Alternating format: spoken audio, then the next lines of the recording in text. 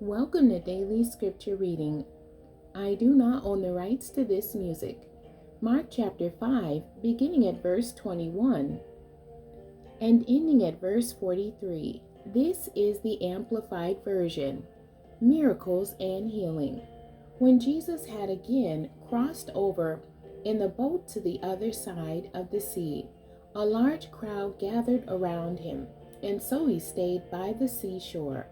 One of the synagogue officials named Jairus came up and seeing him fell at his feet and begged anxiously with him, saying, "My little daughter is at the point of death. Please come and lay your hands on her, so that she will be healed and live." And Jesus went with him, and a large crowd followed him and pressed in around him from all sides. A woman in the crowd had suffered from a hemorrhage for 12 years and had endured much suffering at the hands of many physicians. She had spent all that she had and was not helped at all, but instead had become worse. She had heard reports about Jesus, and she came up behind him in the crowd and touched his outer robe, for she thought, "If I just touch his clothing, I will get well." Immediately her flow of blood was dried up, and she felt in her body and knew without any doubt that she was healed of her suffering. Immediately Jesus, recognizing in himself that power had gone out from him, turned around in the crowd and asked, "Who touched my clothes?"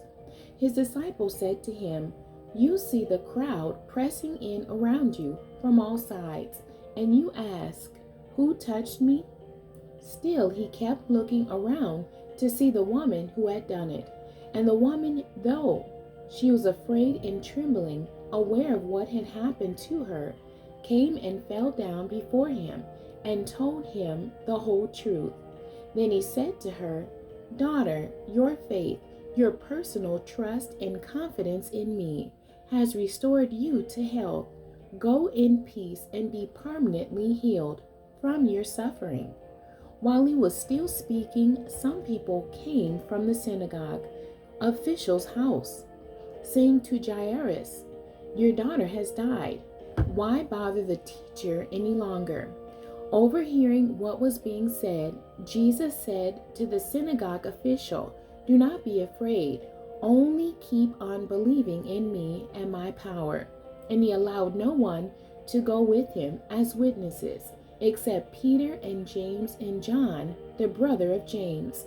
They came to the house of the synagogue official, and he looked with understanding at the uproar and commotion, and people loudly weeping and wailing in mourning. When he had gone in, he said to them, "Why make a commotion and weep? The child has not died, but is sleeping." They began laughing scornfully at him, because they knew the child was dead.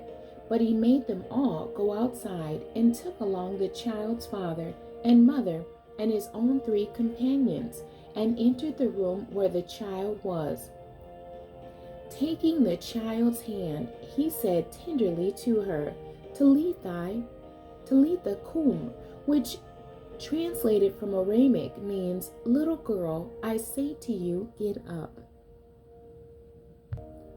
The little girl immediately got up and began to walk, for she was 12 years old, and immediately they who witnessed the child's resurrection were overcome with great wonder and utter amazement. He gave strict orders that no one should know about this, and he told them to give her something to eat. The end. God bless you, and thank you for joining me today.